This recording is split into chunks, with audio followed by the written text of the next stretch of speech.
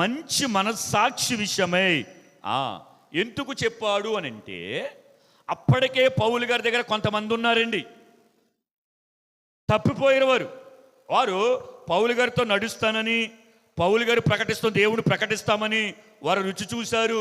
అబ్బో, ఈ దేవుడి గురించి మాకు ఇప్పటి వరకు తెలియదు, అబ్బా ఇంత స్వస్థత ఇచ్చాడు, మా కుటుంబంలో మేలు చేశాడు, మేము చెయ్యలేనిది, మా వల్ల కానిది ఆయన చేశాడని నమ్మి ఆయనని వెంబడిస్తూ ఉన్నారు. కొంతకాలానికి వచ్చేటప్పటికి ఏం చేశారు తప్పన, వారి మనస్సాక్షి వారిని లోకం వైపు తిప్పేసి కొందరు వెళ్ళిపోయారండి. అక్కడ ఉంటుంది, ఎవరు వెళ్ళిపోయారంటే చూడండి, 20 వచ్చిన చదవండి. హుమైనైనును అలెగ్జాంద్రును ఉన్నారంట. మనం ఇలా ఉండకూడదు. మనం ఎలా ఉండాలి? తిమోతిలాగా ఉండాలి. మనం ఎలా ఉండాలి? పౌలు గారి లాగా ఉండాలి. వారు వెళ్ళిపోయారు కాబట్టి, వారి మనస్సాక్షి లోకం వైపు తిప్పేసింది కాబట్టి, వారి మనస్సాక్షి చెడ్డదైపోయింది కాబట్టి, ఇప్పుడు పక్కన ఉన్న తిమోతితో అంటున్నాడు, అయ్యా తిమోతి, నువ్వైనా సరే నీ విశ్వాస విషయంలో మంచి మనస్సాక్షి కలిగి ఉండు.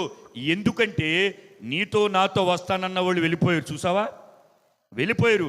మనం వెళ్ళిపోయే వారిగా ఉంటామా? తిమోతిలాగా నిలబడిన వారిగా ఉంటామా? పరిశుద్ధాత్ముడు చెబుతూ ఉన్నాడు, ఆల్రెడీ పేర్లు చెప్పాడు. అయితే మనం వెళ్ళము కానీ మన ఆశలు వెళ్ళిపోతాయి. మనం వెళ్ళము కానీ మనం ఎక్కడే ఉంటాం, మన మనసు ఎక్కడో ఉంటుంది.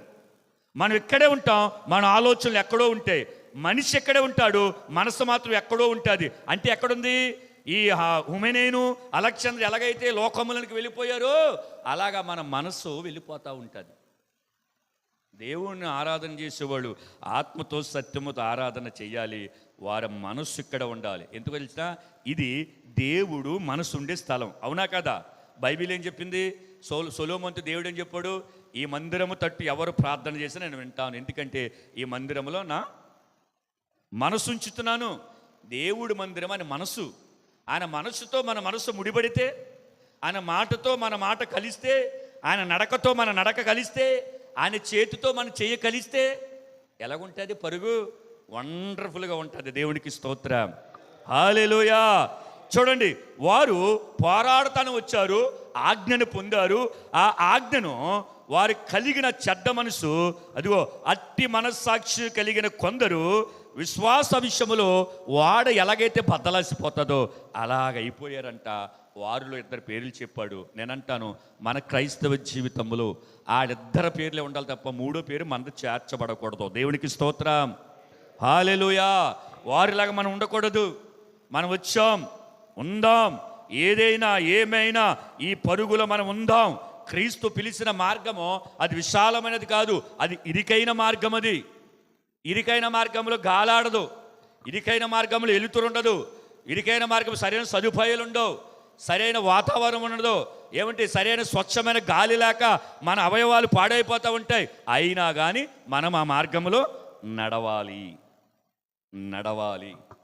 మనం అనుకుంటాం అన్నీ బాగుంటే, ఆరాధించుకోవటానికి పరిస్థితులు బాగుంటే, శరీరములో ఆరోగ్యం ఉంటే, మన ఇంట్లో డబ్బుంటే మనం ఆరాధించినట్లు దేవుణ్ణి ఎవరు ఆరాధించలేరు. అది అసలు కోరుకోడు దేవుడు, అదే కోరుకోడు.